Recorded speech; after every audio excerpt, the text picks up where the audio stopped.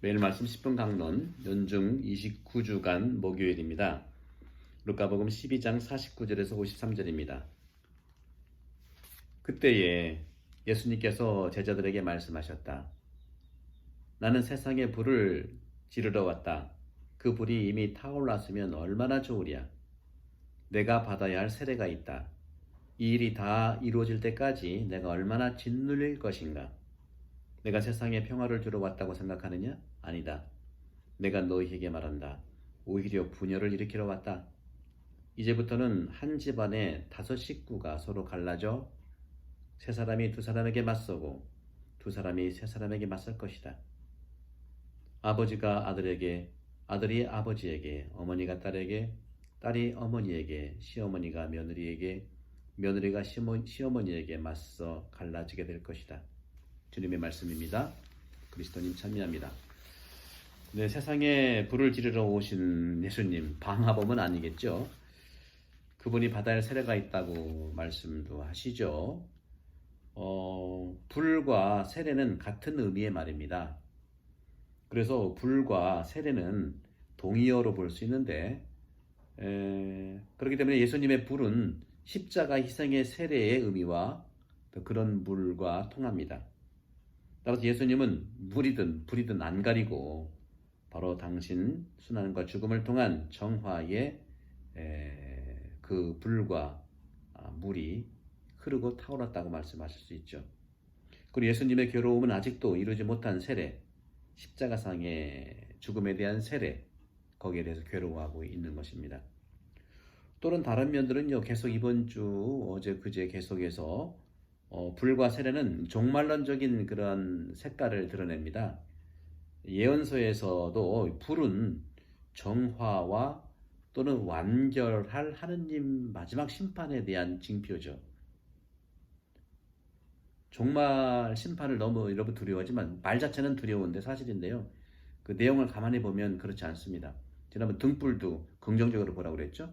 바로 그런 점에서 세례는 죽음으로부터 살아나는 것, 생명이 충만하게 다시 사는 것을 얘기하죠. 따라서 루카복음 사가는 세례가 바로 하느님 백성의 탄생이다 이렇게 말합니다. 따라서 맑게 정화되고 또 탄생한 하느님 백성, 그것을 말하죠. 오늘 복음에서 이렇게 예수님은 모든 믿는 이들의 이런 그 응답과 긴장 사이에서 시간 안에 있는 우리 교회가 처하게 된 종말론적인 징표를 말씀하세요. 바로 그것 뭐냐? 분열입니다. 갈라지는 거예요. 분열은 종말 때에 예수님의 다시 오심과 역사 안에서 예수님의 현존을 예고하는 징표죠. 종말의 징표, 예수님 현존의 징표, 바로 분열입니다. 사실 예수님 때문에 그런 경우가 있어요. 예수님 때문에 마음의 갈등, 욕심과 또 성실과의 그런 갈등이 있어요. 오늘 복음 보세요. 서로 맞선다고 그랬잖아요. 나는 평화를 주러 온 것이 아니라 분열을 일으키러 왔다. 예수님 때문에 맞서는 경우가 많아요. 가정도 그렇죠. 본당도 마찬가지야. 서로 이해가 다르기 때문에 서로 예수님 뜻을 이해하는 분들, 예수님 뜻보다는 자기의 뜻을 이해하는 분들, 분열이죠. 그렇기 때문에 예수님이 오시는 거예요. 예수님이 오셔야만 가능한 거. 이것은 나쁜 것이 아닙니다. 예수님이 오실 때 우리는 모두 일치할 수 있다는 것이죠. 그 예수님 오시는 것을 저는 일단 성체성사, 영성체를 모시는 것이 예수님을 받아 모신 거기 때문에 생각과 의견이 달라도 주님을 모시면 다른 생각과 함께 주님과는 일치해서 한 발 앞으로 나갈 수 있는 것이죠. 평화는 메시아의 선물입니다. 그 평화는 복음의 요구를 실천할 때 나타나는 겁니다. 분명한 것은 분열이 일어나면 끝이 온다는 것입니다. 그런 점에서 우리가 상당히 많이 받을 수 있는 이러한 갈등과 분열, 이런 부분들을 우리가 살펴볼 필요가 있다. 그런 점에서 저는 이 불에 대한 것들을 한번 좀 심도 있게 얘기해 볼게요. 땅 위에서 불. 나는 세상에 불을 지르러 왔다 하는 예수님의 이 말씀. 그 물처럼 불도 중요하죠. 우리 일상생활에. 그죠? 익어야 되고요. 물은 정말 자라야 되고요. 물은 땅에서 나고 불은 하늘에서 훔친 것이라는 그런 신화 이야기도 있습니다. 또 다른 동방 종교는요. 불을 신성의 정체성으로 말합니다. 그리스도교 문헌에서도요, 불은 성령의 비유로 말하고 있고요. 성령 강림절에 사도들 위에 내린 불, 그렇게 기록하고 있지 않습니까? 그런 점에서 계시라든가 어떤 신화, 이런 사이의 근본적인 차이는, 신화는 하늘에서 불을 훔쳤다고 하고, 이 때문에 심한 벌을 내려받는데, 성경에서 하느님께서는 스스로 땅에 불을 내려보내셨어요. 그 불은 바로 사랑의 불입니다. 우리를 거룩하게 하기 위한 불이라는 거죠. 징벌이 아니에요. 성령이, 그렇죠. 그런 점에서도 이 구약에 상당히 많은 이러한 신명기 4장 24절, 하느님은 태워버리는 불이시며 질투하신 하느님이시기 때문이다. 또 신명기 6장 15절, 너희 가운데 계시는 주 너희의 하느님은 질투하신 하느님이시다.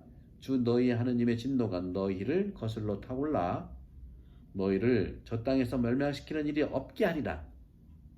여기서 질투라고 하는 것은 바로 인간적 질투가 아니라 더 잘할 수 있는데 못하는 것에 대한 안타까움이에요. 우리는 더 잘할 수 있잖아요. 근데 그거밖에 하지 않는 것에 대한 안타까움이 질투라는 것이죠. 그 하느님이 해결해 주신다는 겁니다. 거룩하다고 하는 것은 바로 성성, 죄인에게 접근할 수 있도록 허락하지 않지만 죽일 수는 없어요. 죄인은요, 거룩함에 가까이 갈 수는 없는 죄인이지만 죽이지는 못해요. 그의 이런 비전 안에서, 하느님의 비전이죠. 이사야 예언자는 하느님은 거룩하시다 하고 외치고 세라핌의 천사들 사이에서 알아보죠. 이사야서 6장 3절 4절입니다. 이런 행동은 본능적이에요. 다시 말하면 하느님과 접촉하는 자는 살아남습니다. 우리를 매일 정하시기 때문이에요. 왜냐하면 그의 불, 하느님의 불은 사랑의 불, 사랑의 선물이기 때문에 그래요. 여러분 두려워하지 마세요. 그러면 이 내면의 불을 우리는 또 성령이라고 하죠. 성령은 내적인 불이라고 합니다. 불은 빛나고 다시 데우죠.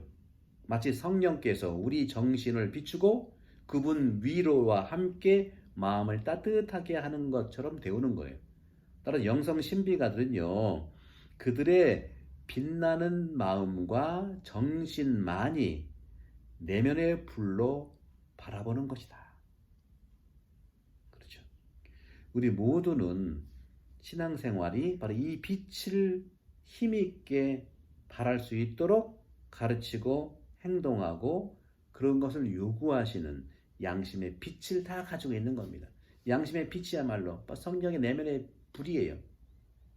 그런 점에서 우리 모두는 신앙생활에 빛을, 힘을 받았다는 것이죠. 그런 점에서 마음과 정신의 이런 내면의 불로 우리가 데워지고 행동으로 나가게 된다는 것이죠. 이것이 종교 교육이고 수련이라고 말씀드릴 수 있어요.